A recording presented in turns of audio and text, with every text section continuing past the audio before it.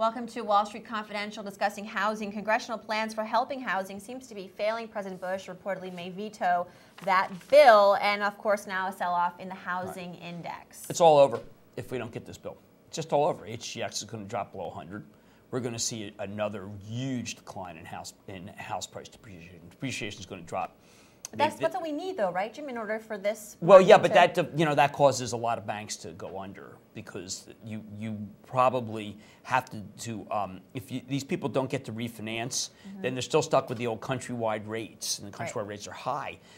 There was a great plan. It was to give the FHA $300 billion to make it so that these people could refinance at a better rate. Now, you're either going to refinance at a better rate, or it's going to be a bailout. Or alternatively, we are just in a situation where the federal government is so laissez-faire that we just say, okay, listen, everybody who has money, well, all we're going to do is guarantee deposits. I mean, that's what it looks like right now. What the government, they sat back and they said, you know what, this is all crazy, a lot of bad loans. Let it just unwind. It doesn't matter. We're about to leave anyway, and we want our legacy to be that the government was way too involved in the country, running the country. So what we have done is the FDIC has guaranteed deposits up to $100,000, whatever, and we're just going to guarantee deposits. And whatever else happens, happens. If there's a lot of defaults, fine. If there's banks that fail, fine. If MBI fails, fine. If ABK fails, fine.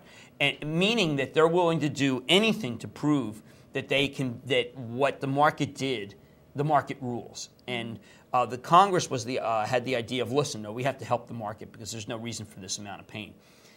But that factor, obviously, is not what the administration's thinking. They're thinking very voluntary. So they're going to let this go, I think. And what that means is that you're going to have to, they're going to let you take a very severe recession to get the government out of the business of guaranteeing things. Now, theoretically, okay, that's a very smart position. Theoretically, it's smart. I'm not even against it if I am a pure believer in the markets. I think the markets are corrupt, though. I think a lot of people took corrupt mortgages, and we should give them a chance to refinance. I also think it'll be much cheaper, because at a certain point the political will not be there.